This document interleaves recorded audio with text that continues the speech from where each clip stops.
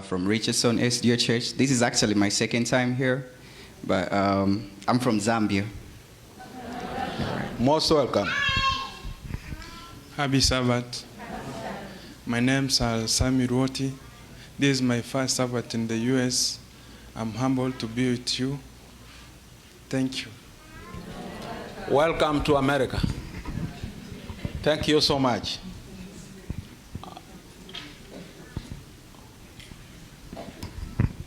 Good morning, church. Good morning. I'm not a feaster. I have a feaster here. He's kind of shy. Brian, please stand up and say hi.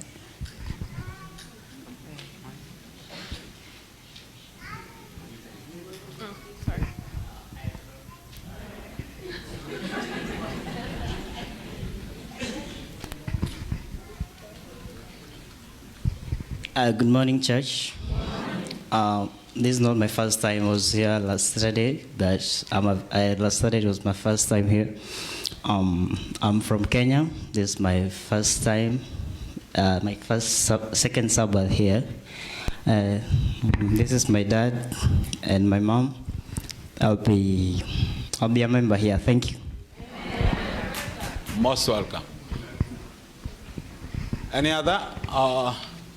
Okay, thank you so much. And I now bring you to the field of announcements. And as you well know, and as it was announced, today is Family Sabbath. And being Family Sabbath, we would like you to have the best experience of togetherness. Want you to go home as we finish, eat with your own family members, work together to nature, Bible study together, play together, share each other's spiritual experience, and close the Sabbath together by 7:30 p.m. And if no family, take time with God in Bible study, prayer, and explore nature. That is all about today. So you are all asked to go home. We don't have after Sabbath services, and therefore it is togetherness today, Family Sabbath.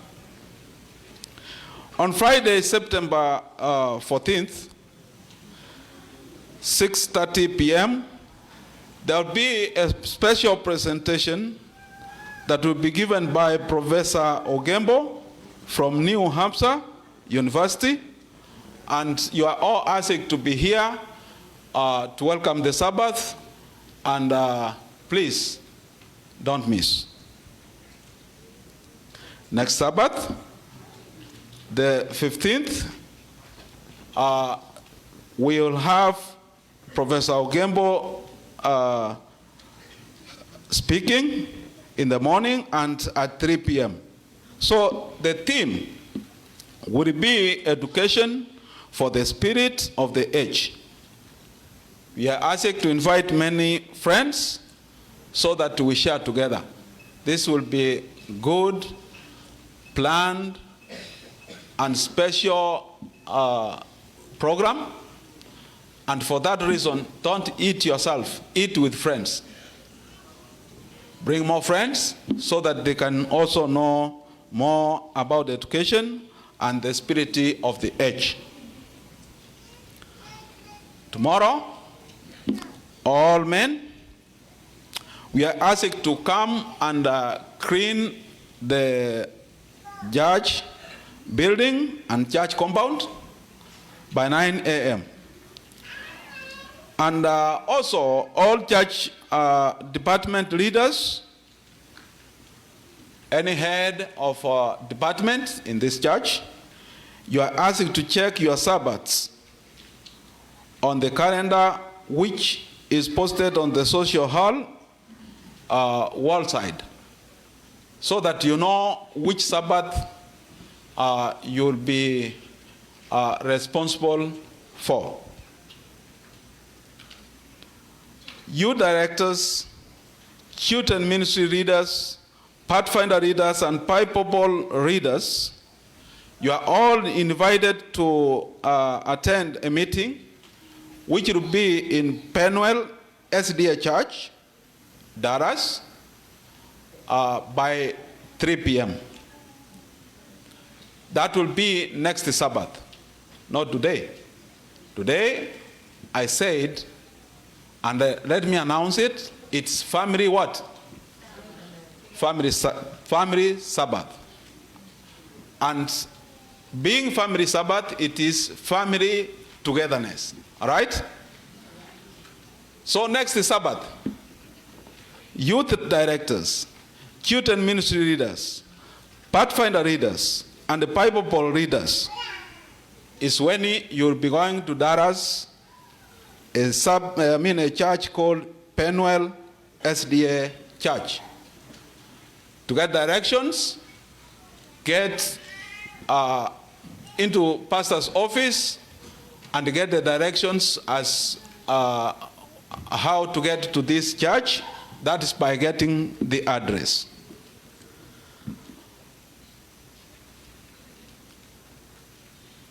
We have families, and the others do not have families here. They are by themselves. And I want to let you know that one of our young girls came from Kenya as an international student, and she has been in Houston for some time, and now this is the 3rd year. But she has had some problem, some challenge. And the challenge that she has is she doesn't have where to live. The person whom they used to stay with has moved to another state. And imagine that situation. So, people have come together and have formed a group. They need to help him. Help her. For that purpose, the group is led by Dr. Kebaya and Joshua Ateka. So whoever can be able to raise a hand towards that young lady, you can send your donations to Joshua Ateka. That's his cash app number, which is 682 228 7866.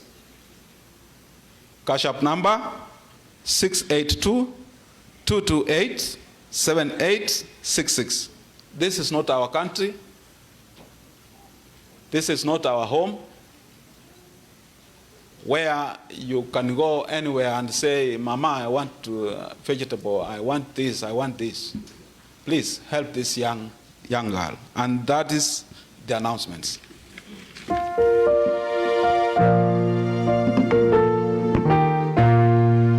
Let us all rise for our hymnal song 388.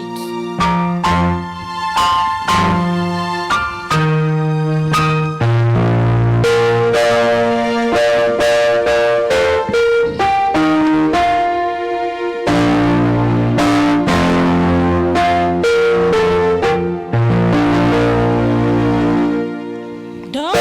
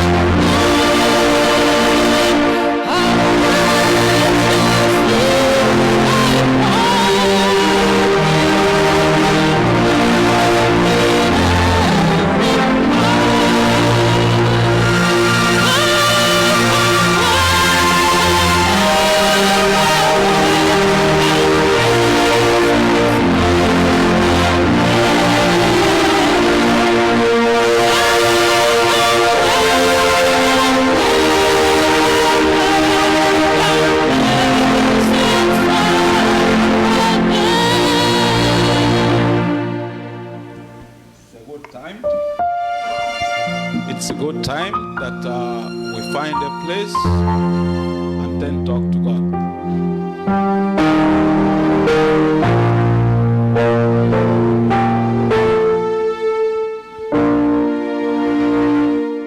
Our kind and loving Father in heaven, these are your sons and daughters who have come in bad weather, come from many difficulties, and put aside this day for you so that they can worship.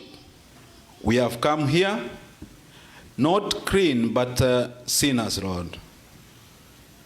We have humbled ourselves so that we can show you our humbleness. Lord, at this time,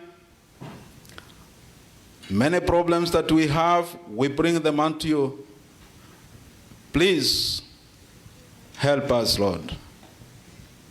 Please make us your own. At this time, we have reached a time that your children are going to be spoken to by our able pastor. Now that Lord is going to speak, let him not speak, but you speaking through him. The word that he will be giving, let it sink into your children and change them to the ways that you need them to live in this world. We have our brothers who have problems here and there. Others are sick in hospitals, sick while walking, sick at homes.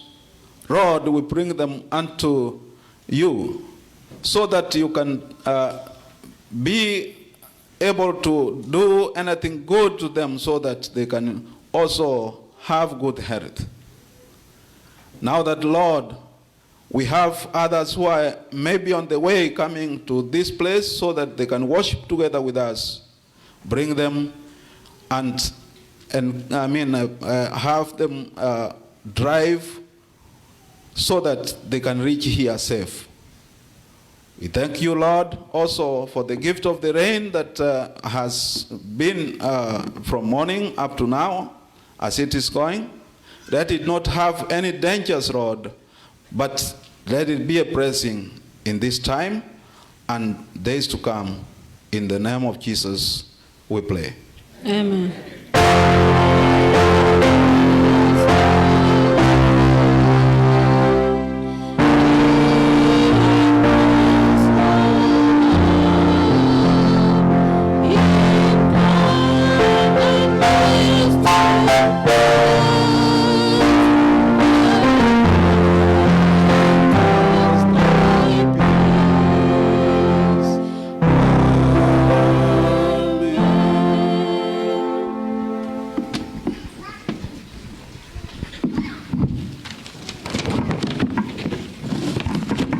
It is time for children's story. Ushers, you may come.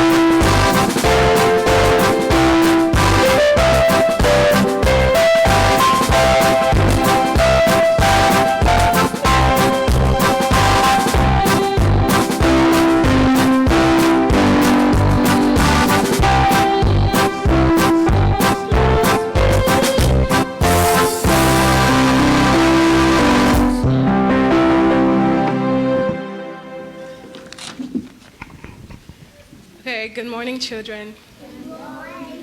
Okay, today we are going to be talking about faith. Can someone tell me what faith means? Does anyone have an idea of what faith is? Okay.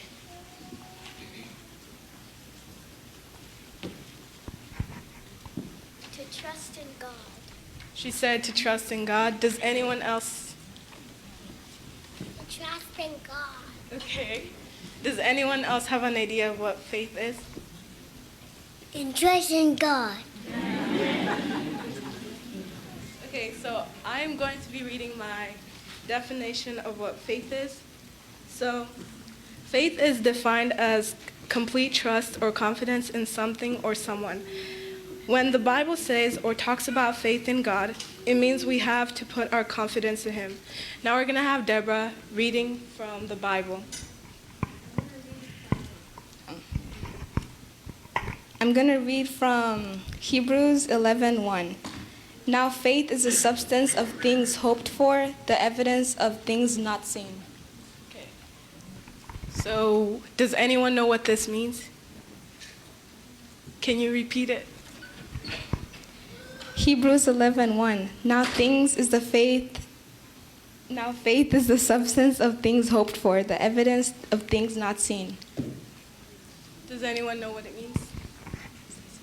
Okay, I'm gonna call on this side. Okay, Annette, what do you think it means? Like,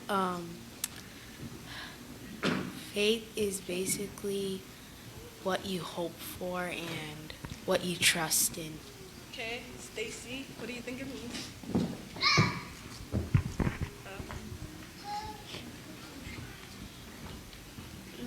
Trusting and believing in God. Okay, does anyone else want to say something?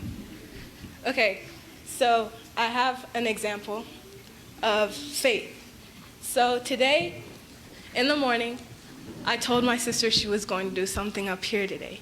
So I need my sister to come.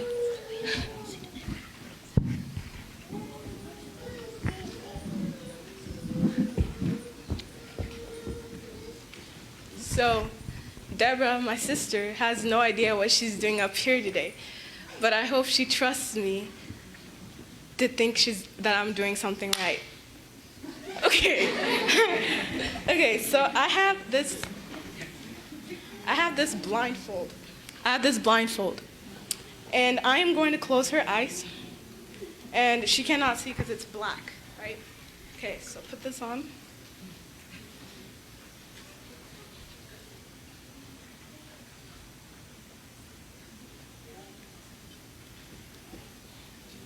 Can you see? Can you see? Okay, so I'm going to do something, but she's not going to see what it is. But all I can tell her is that she's going to sit down. So, Deborah, can you come straight? Okay, now stop. Okay, now turn around. Okay, now move to the left a little bit. Go straight forward. Go straight forward. Now move to the left. Now sit down. Okay, now what did she just do there? Can anyone tell me what she just did there? Okay, Daniel. She trusted you. She trusted me, right? Okay, that's exactly what happens when we trust in God. When we trust in God, He'll lead us to the right path. Okay, I have something to read here, and then we're gonna keep going. So it says, we have to act and believe that God will take care of us even though we cannot see what He's up to, right? Okay, so now I have defined what faith is. Can someone tell me in their own words what faith is? Deborah, you can remove your blindfold now. Okay, can someone tell me what faith is? Because I already said what it means, but can you tell me what faith is in your own words? If no one raises their hand, I'll pick on you. Okay, I'll pick Kayla. What do you think faith is? It's It's when you trust in Lord and trust in the Lord and when you believe in Him. Okay, now Kayla, can you tell me an example of faith?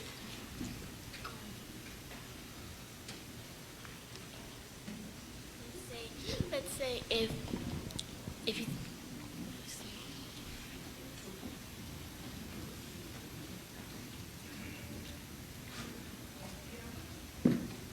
Anyone else have okay. When Elijah the prophet, during his time, there were these other people that believed in other gods. So he believed in the true God, and so they made a test. Whoever's God would light the fire first, and he had faith in his God, and then God made the whatever fire. Everyone clap for him. So he said the right thing. Okay, does anyone want to pray for us? All right, come pray for us.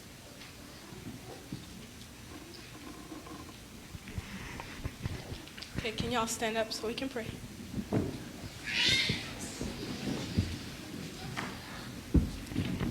Dear God,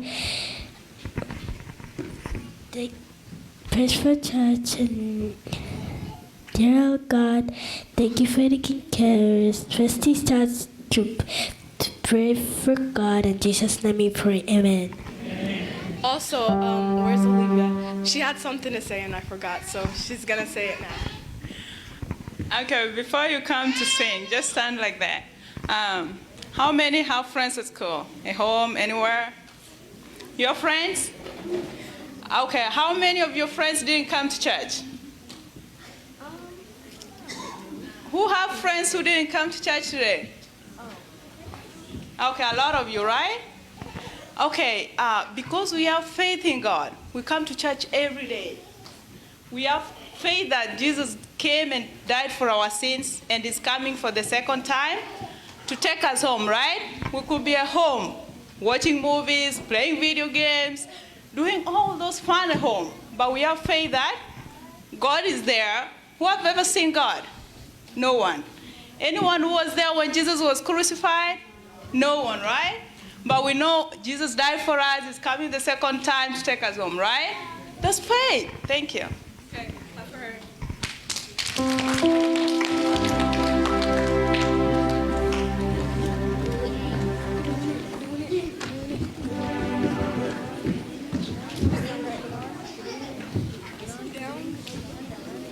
Why are you saying that? Why are you making me?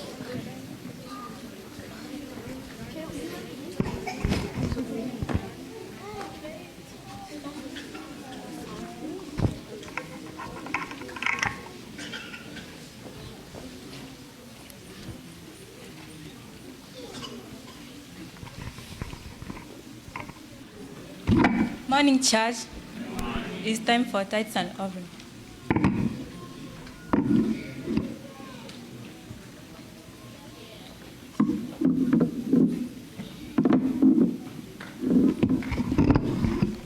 Deacons and deaconess, it's your turn. Song 309.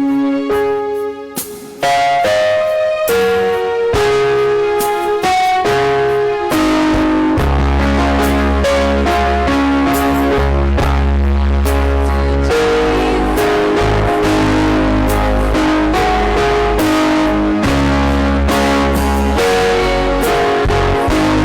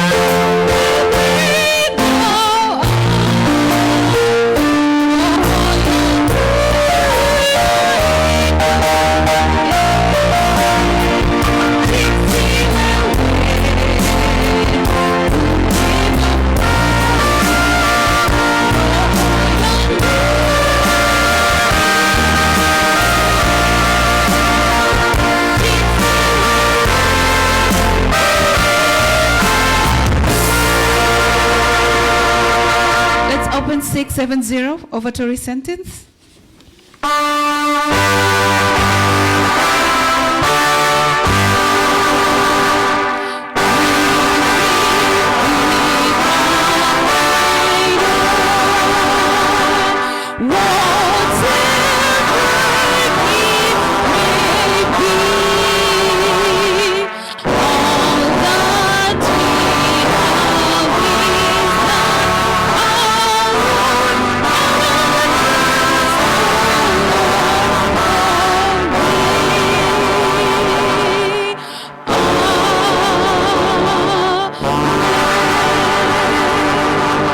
Be seated.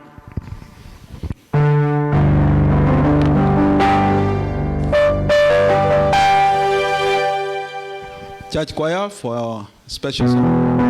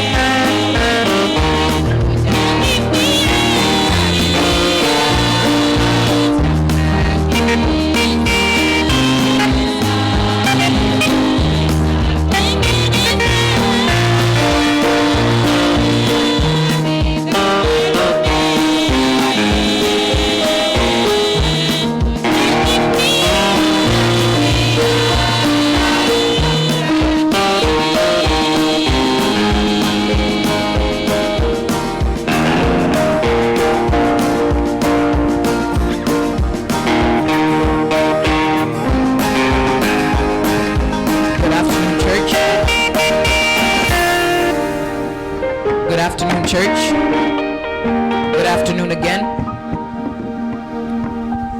Today's scripture reading comes from the book of Exodus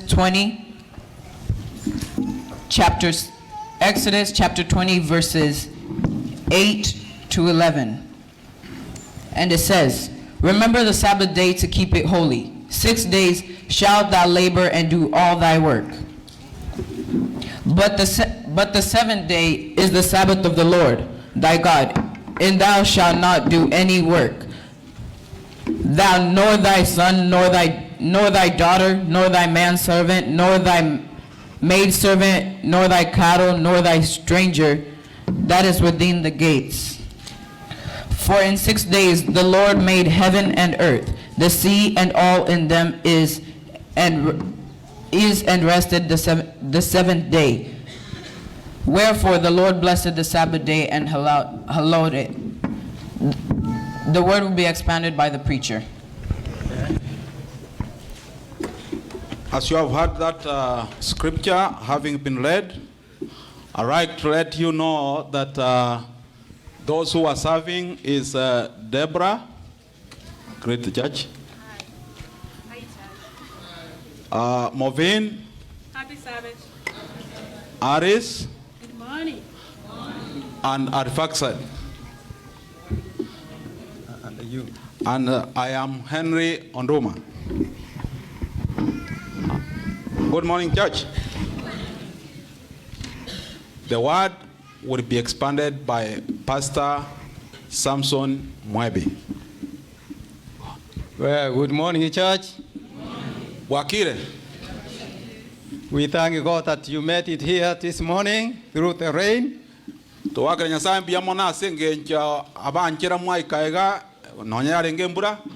And now you are going to be blessed as you leave this place.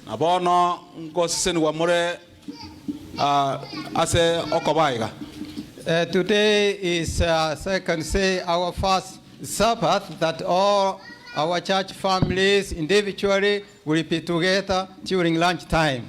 It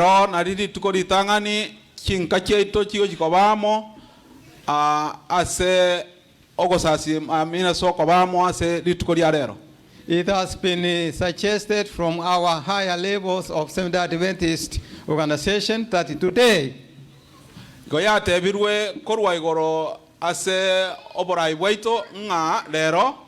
is a day that parents and children and families to be together at table time, lunch time.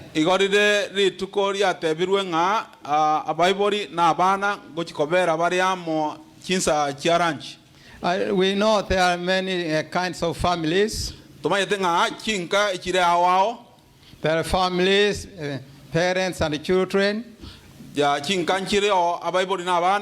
are families where single parents and the children. And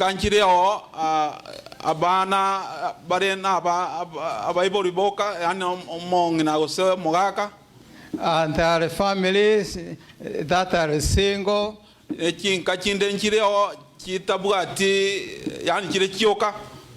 And so all these kinds of families, today is the time that to be together. As it was announced, if you are alone in this society,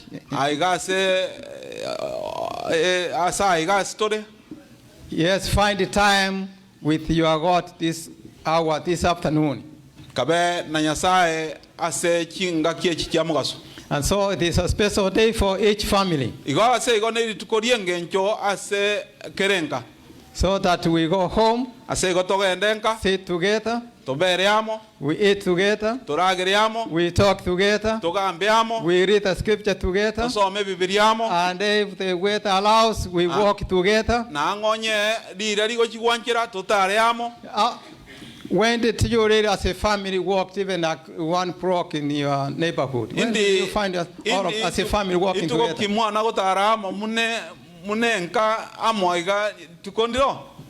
Parents and children, just people say, who are those? It is just the family of so and so. When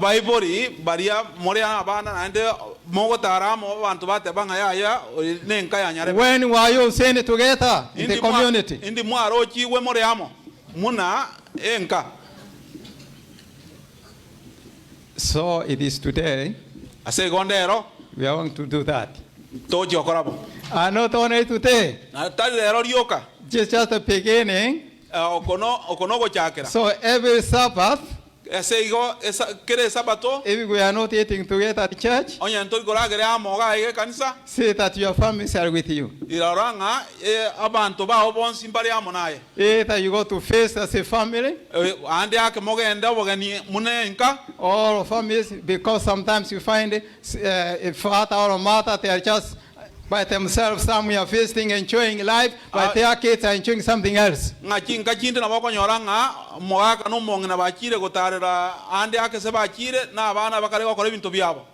And so today is a good time for each one of us. Ige chire chinga kichingia ase tore twins. And so next Sabbath, ase ige sabate gocha, we are going to eat together. Goto chikoragere amo. As a church family. Muna enka ye kanisa. So bring all the food you have at home next Sabbath. Igoreta chindagera chonsi chirio bwata asenka. What you are going to eat. Ni bagari okogenda nka kuragera.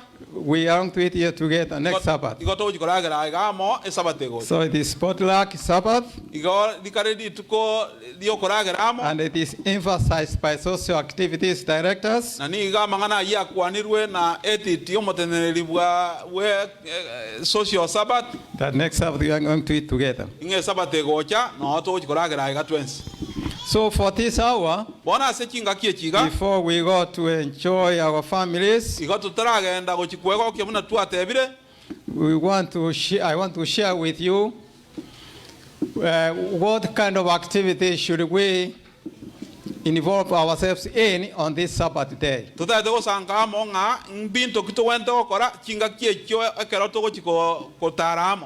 And first of all, this Sabbath, I know I'm talking to people who know the Sabbath, people who have accepted the Sabbath as the scripture says, the 7th day, I know whom I'm talking to.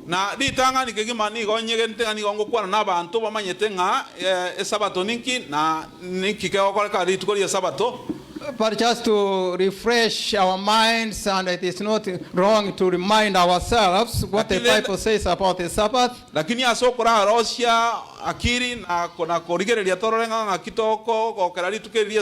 When God created the world, He gave two gifts to people. One gift is a family. He gave a family the first gift. So he formed the family. That's a gift from God. And sometimes we abuse that gift. Sometimes we abuse the gift God gave us.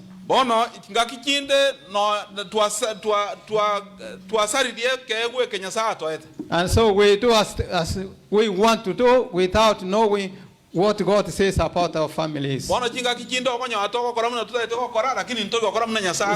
Sometimes families may become a curse instead of a blessing.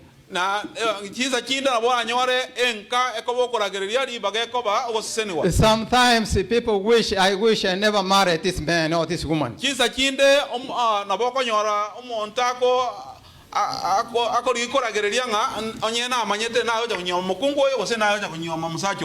Sometimes, but that's a temptation from the devil.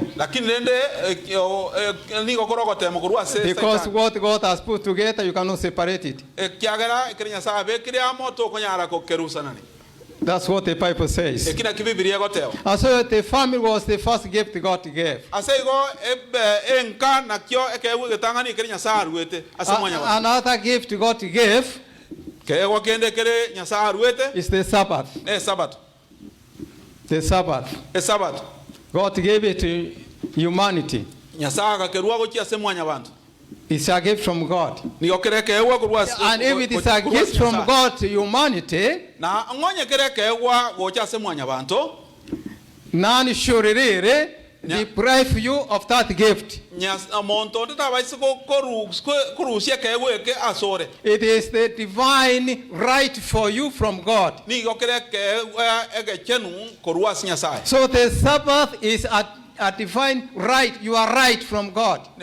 Sabato ni gokere ekegwa egechenu kurwa sinyasa. Sometimes we are challenged in these societies. Nzakinde na watu konyora chitanga tangu ase tomenya. And sometimes people want to take away our right of the Sabbath. Kiza kinda abantu baro bamanya kutaka kuruhusia kegwe ka setore. Remember, it is your right. Inyoranga kyo ne kegwe kyao. And the one who has given you this right is God himself. Na oyo koire kegwe ke nyasai. So nobody will come to you and say, no, to take your gift away. That's what we read from Genesis chapter 2. Verse 1 and 2 and 3. Genesis chapter 2, it says, it says that God finished all his creation and he rested on the seventh day. On this day, God did three things. Maybe we read it. Genesis chapter 2.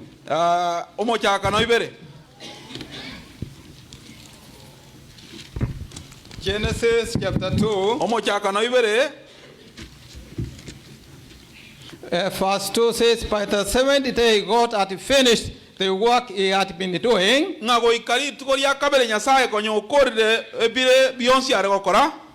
So on the seventh day he rested from all his work.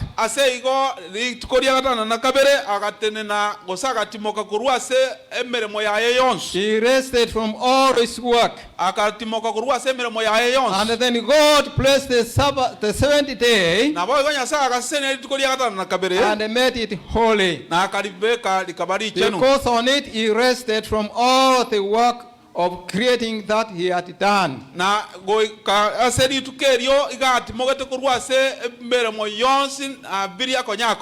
So God blessed the seventh day. He made it holy and he rested. And so he gave to human beings, Adam and Eve, that time, that now this is the day you have to rest. Why? Because see what I've done for you. See what I've done for you. So now when you come to this day, you see, you look and you wonder what I've done for you. Na akaria mwanyabanto oyorada munawa asikinga kikiria na akabatebia nga digereria ekere na akorire digereria ebire na abakoreire. Have you ever given maybe a child or somebody a gift, something good? When you give the person a gift and the person receives that gift, what do you see on the face of that person who has received the gift? You see the person looking down? How do you see? How do you see? You see a happy face, a loving face, a face saying thank you. So that's what it happened to Adam and Eve. When God said this day, now look back and see what I've done for you. And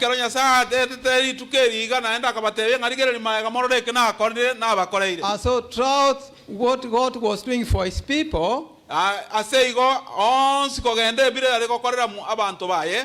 was saying, now I have done this for you, recognize who I am. Like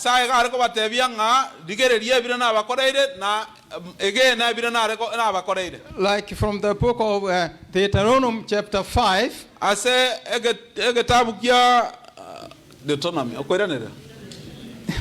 Yes,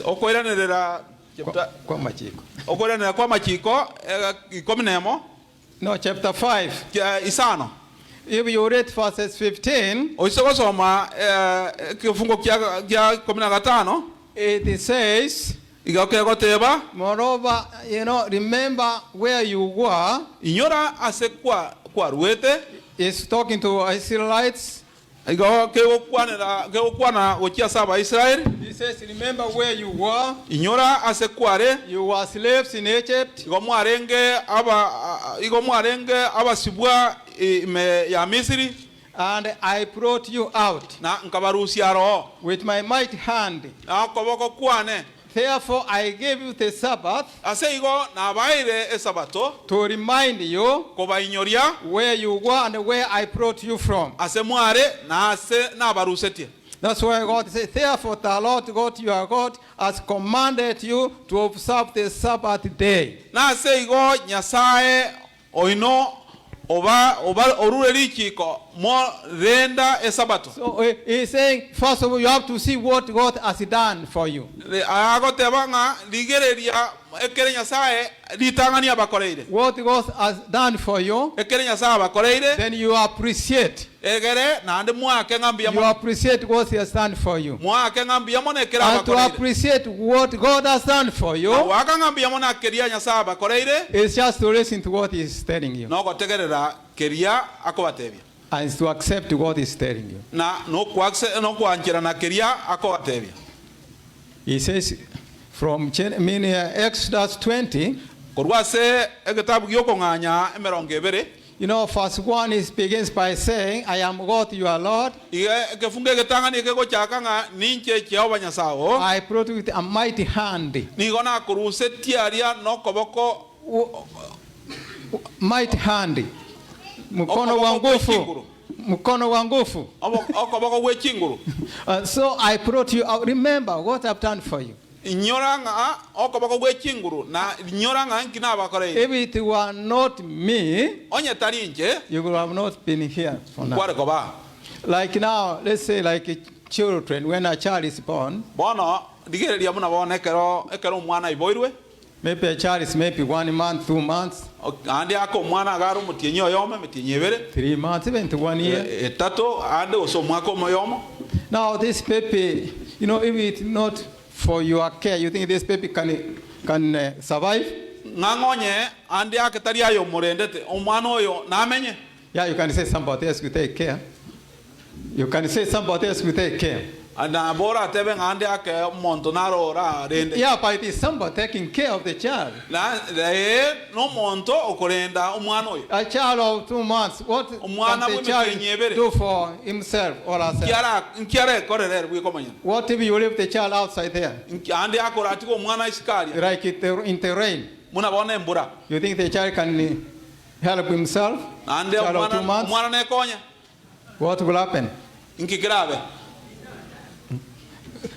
Now, when a child grows to recognize that you took care of him, now you have the right to tell your child what to do. Now, if a child says, no, I don't care, I don't care. How do you feel as a parent? How do you feel? How is that relationship between you and your child? Do you enjoy that relationship? You remember how you have brought up this baby, this child, and how is he grown up? You wonder, can you remember how far I brought you from? There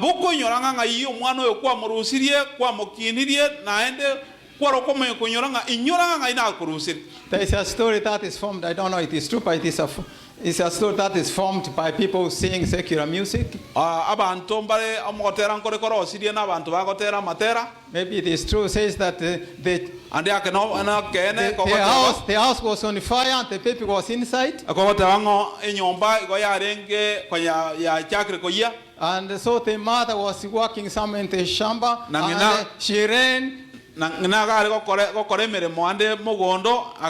went inside, she brought the baby out.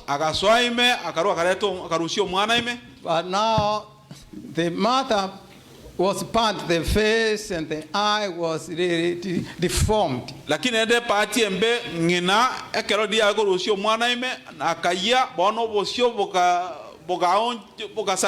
So I think you know some of this formed the stories. I don't And know again, this. now- Oh, now no, you then know it my says, story one is day the cross. mother went, the boy went to school, went to the city, to go to work there, working, and the mother went to visit him. Bono umwana ya kagendera akasoma kagenda sadambe ngina karua kagenda akachikomo kwania.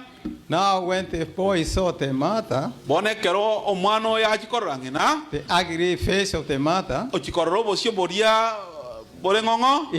He did not want his wife and friends to know that that is mother. Bona karanga ba yarenge bana bande barorenga oyona erengina. What do you think the mother said? Bona nkioro jengina aregoteba. You know, the mother says when in that secular music I listened when I saw I saw somewhere. So the mother was saying, "My child." Bona ngina ga aregoteba kerongo tegero gotero ku aregotanga omwana one. Translate muiburione. Mutangione, muiburione. Translate. He said, "My son." It's gone. So the mother was really, the mother was kind of one. How can you treat me like this? How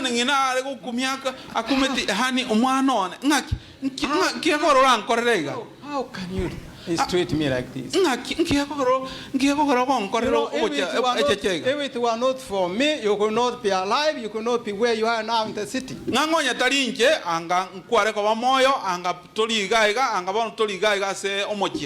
You know, that's what God is talking to us. You know, God is saying, you know, I created you. I need you to know who I am to you. And so I have given you the Sabbath so that it might remind you my relationship to you. That's what we read from Ezekiel chapter 20, verse 12 and 20.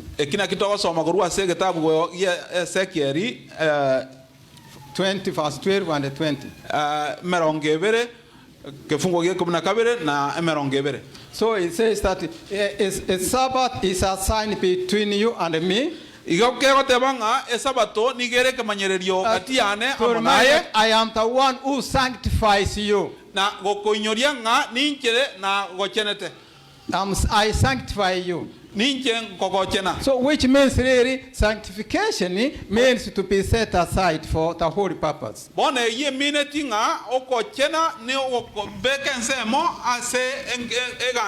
So God is saying, now I am the one who's putting you aside for a holy use in this society.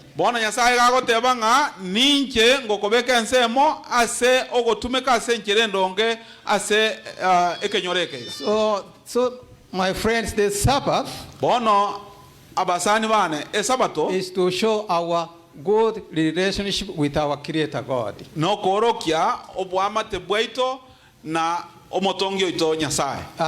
the Sabbath, God is the Lord of the Sabbath. According to Mark chapter 2, verse 27 and 28.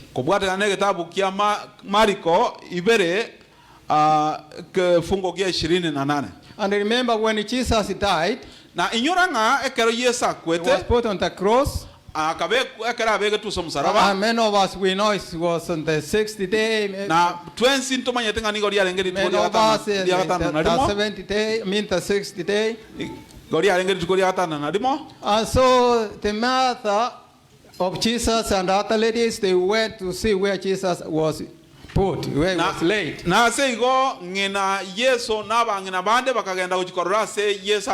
There's some, you know, some oil to go to anoint his body.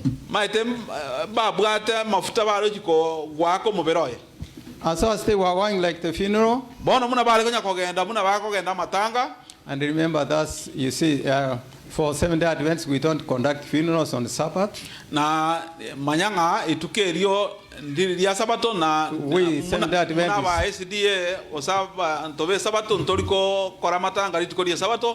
because, you know, we go back like the parent in the mouth of Jesus, they returned according to Luke chapter 23. Muna mumanyete ngina Yesu nigo bakorete kubwatikana gitabu kyo kya Marko 23. Yeah, fungu 56. Verse 56. Kefungo kya 56. It says the women returned. They went to observe the Sabbath. According to the commandment. And so on the first day of the week, Luke 24 verse 1 and 2. And so they went to see the body of Jesus. But they found he had risen. And so the Sabbath is for having quality time with God.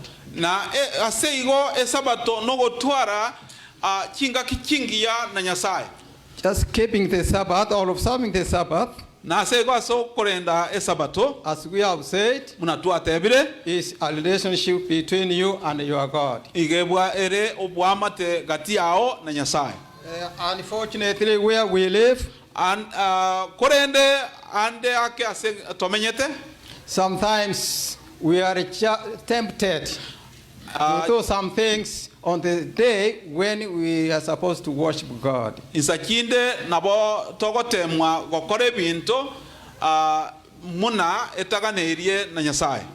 are about 3 things or groups of things we need to do on the Sabbath day. One is to know what God has created, exploring nature. And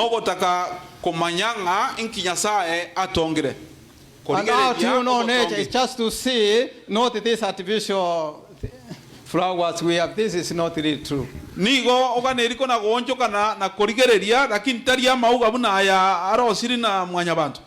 to see the trees, see how God created all these things. To hear some sounds in nature. Have you ever listened to our birds sing? Have you ever listened to the voice of birds? Maybe you have no time. Even never taken time to listen to nature. Have you ever seen how things move? And so that's part when you see, when I say it, the heavens and the creator glory of God. When you see the nature of God, you see it is God who did this.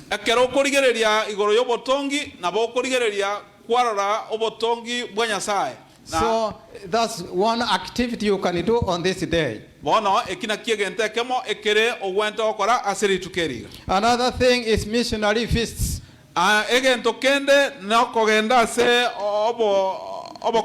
Outreach programs. And so you feast those who are sick, to comfort them, those who don't come out for some reasons, you face them, those who need encouragement. So you speak to them about God. So it is you, God, and what God wants you to do on this day. And another activity is church meetings. As we are now here. Yeah, this is very good. We are here. We are listening to what God is telling us. So, as a family, you come together. You make your family ready for this day. You know, sometimes we come late to church in the morning. What do you think makes us come late? You say, when we go to places of work, our jobs, we we clock in on the time or before time. Ekero tokogenda se egasi yaito yemeremo nigo togoiko twabeka gatore keri yaito twabeka kinsa igoro gose nyuma kinsa kitaraika. And sometimes we rush. And kinsa kinde go tokogenda bwango. We want to see on the highway, I mean on our streets, even highways, how people rush out they drive. Gendo rigereria se kipara orora munanga kya bantu bakwayira. Where are they going? Ngai bagochi. Where are they coming from? Ngai bakorwa. Have you ever stopped and ask yourself? Aye kwanya gotenena oruocha kweboria ng'abantu abangai bagochi. We want to see how vehicles move. Genda rorachi gari cheto muna chiko minyoka. Sometimes if one is like when you are at a traffic light, we are waiting, you see some people hooking others from the behind. It is green now, go! Kinsa chinde kero waikirande gosena se chitaya kero chia tongirie chigo neriko genda abantu bande bagenda gwakira abantu bande kioni kurumaga yaigoire genda bwango. What is the mind of the person telling you go? Inkioro jekere asembrongere bi umonto yo akonya ko gotenga genda. And why are you not going anyway? Na ayenki ko rote ko genda ande yake. Maybe you are looking at the phone. Ande yake nesimyo kona korigereria. Why are you looking at the phone when you are driving? So you find that one is not moving and the one wanting you to move. Both of them really are in trouble. They have problems. And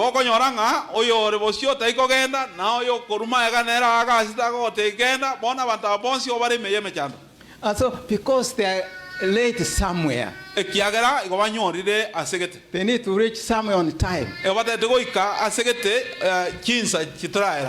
But this Sabbath morning lakini Sabbath mambia barigocha. You see, when the morning comes, now Sabbath mambia ya kire. That's the day now your body is on strike. Bono kinse kyo na kyo mobero ogo mete. Because you misuse your body.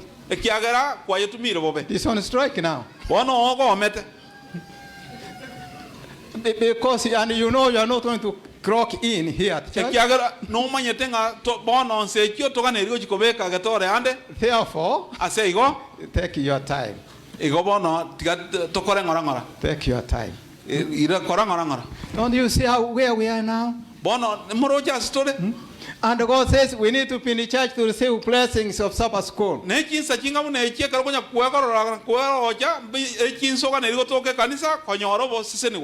But we come late. But never like when we go to work.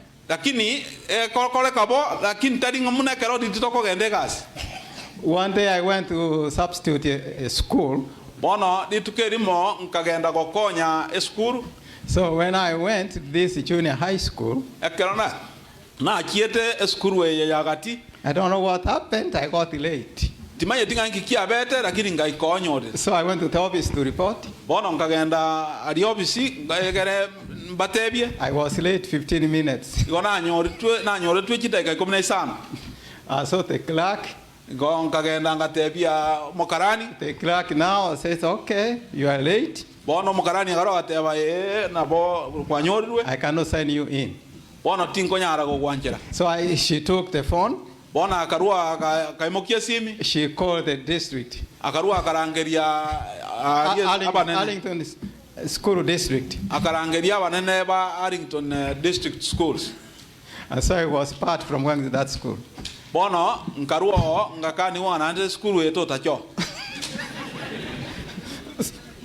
So why?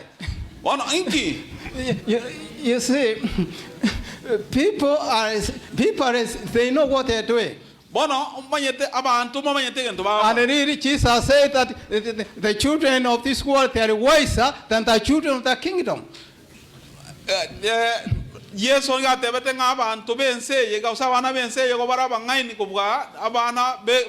Because we know how to do our things. We know how to uchancha. We know how to go around the things. So that we get what we want. Someone may come to you say, oh yes, yes, please, you know, smiling with a soft, nice voice. Because this person wants something from you. But you children of the kingdom. The children of the kingdom, they don't realize what they are missing.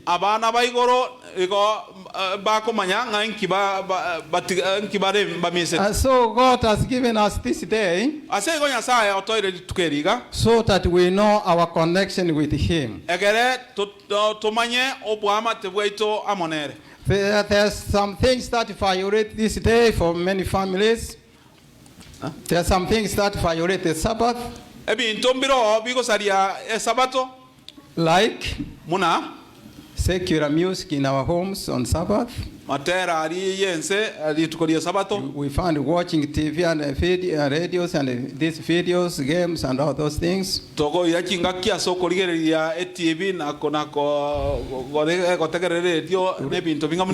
the newspapers, secular books and magazines, as he has said.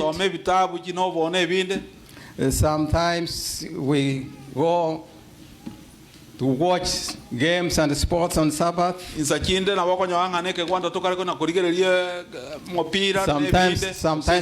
our children, kids, sometimes children, they go to take part in the games and sports on the Sabbath day. They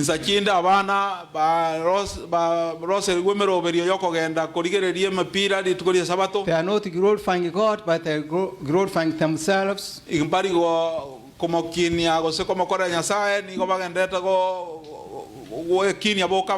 I know one student was asked that if you don't come to take part in our sports, we are not going to win. That's a school. The school was telling this child. We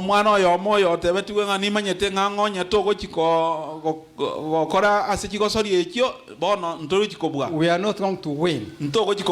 So we cannot afford to lose because of your and your Sabbath.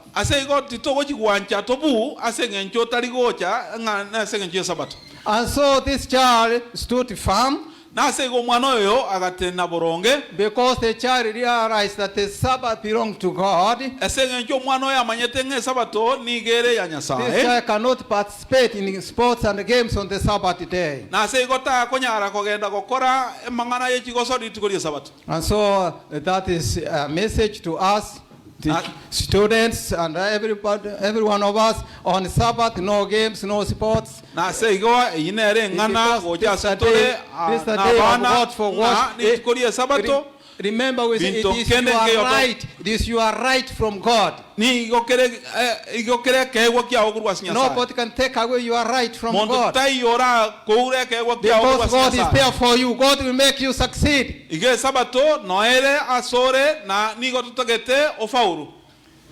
There were 3 students in a Catholic school, Cardinal Tunga High School in Kisii, Kenya. Skuru ya renge ya Catholic ye korokwanga Cardinal Tunga bange mwenye manyete.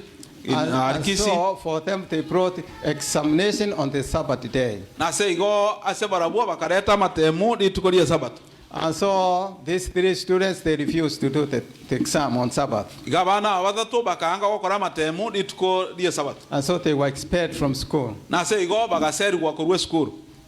But later on, when it was discussed, they were found that they could not deprive the exam because of worship. They were allowed later on to do the exam.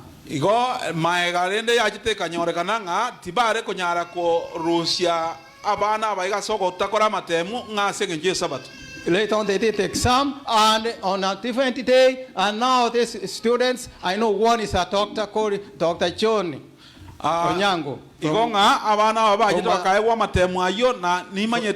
Nyamache.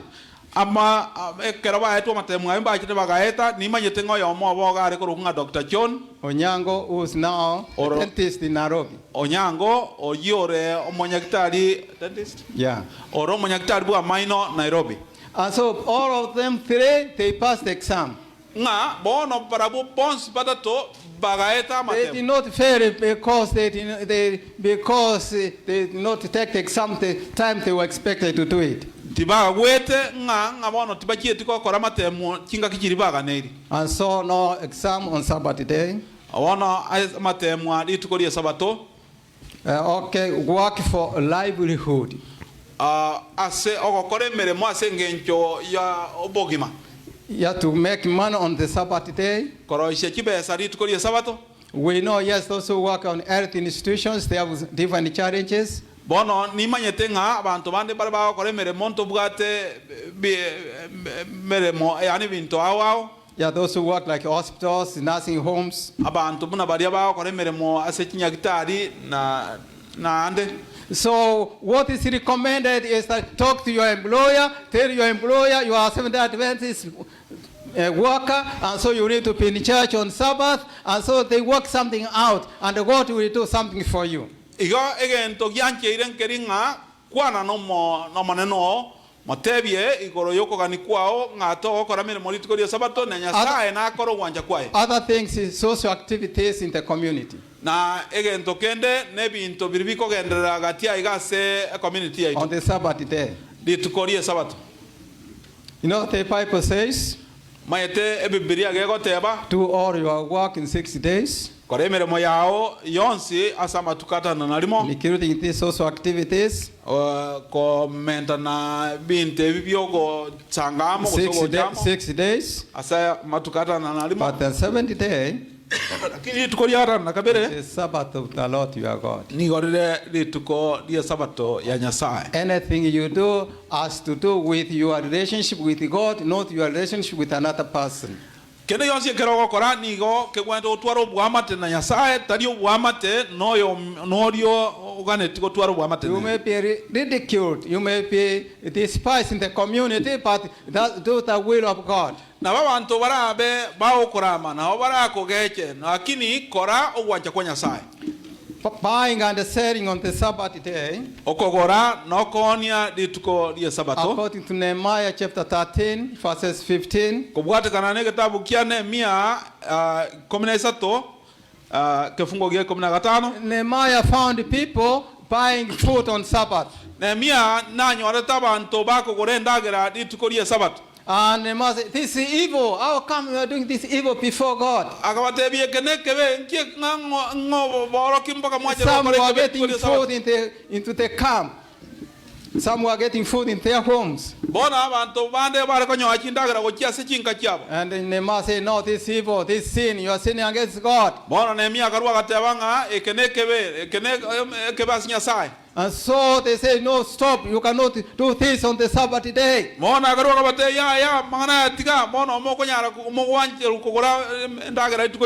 Last evening, as we were doing a Vespers, opening the Sabbath last evening here, one of the people who attended asked a question. Is it good to buy food on Sabbath? Is it good to go in the restaurant and buy food? If you were there, what would have you said? Those who say yes and no.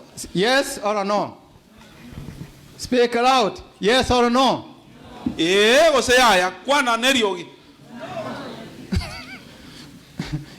You see, yeah, it says do not buy or sell anything on the Sabbath day. Roger, no manyete or what the scripture says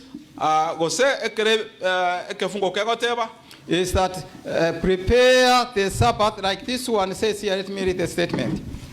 It says, if the Sabbath is to be observed properly, the entire week should be programmed in such a way that every member will be ready to welcome God's holiday when it arrives. Omobwatani goika abeta yare kore na koarigania litukeri ekerori goja.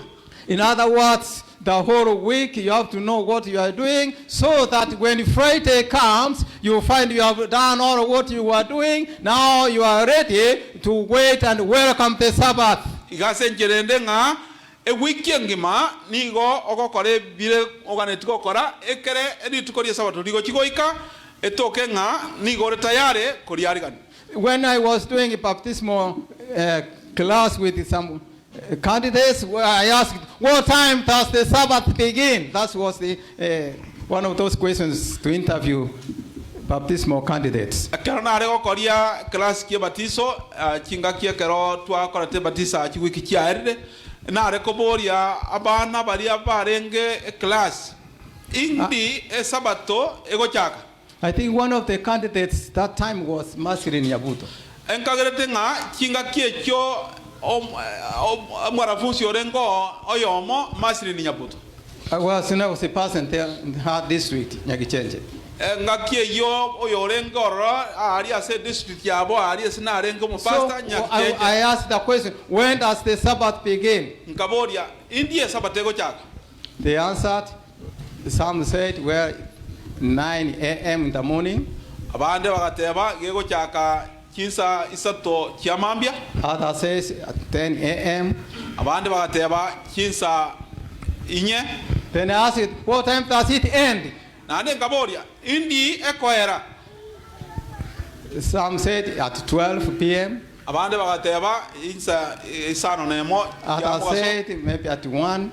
Abande bagateba ngande ake ense kinsa isano nemo. So what do you think this class needed to understand? Bono inki mokagerete class ye kiaganeri ko komanya.